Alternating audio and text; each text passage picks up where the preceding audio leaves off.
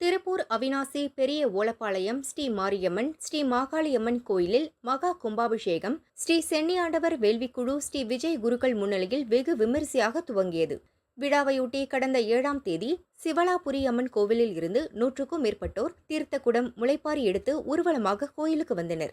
4ஆம் கால யாக பூஜை முடிந்து கடம் புறப்பாடானது.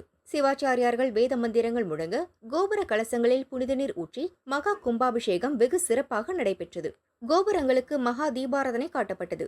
பக்தர்கள் மீது புனித நீர் தெளிக்கப்பட்டு அன்னதானம் நடைபெற்றது. திரளான பக்தர்கள் பங்கேற்று தரிசனம் செய்தனர்.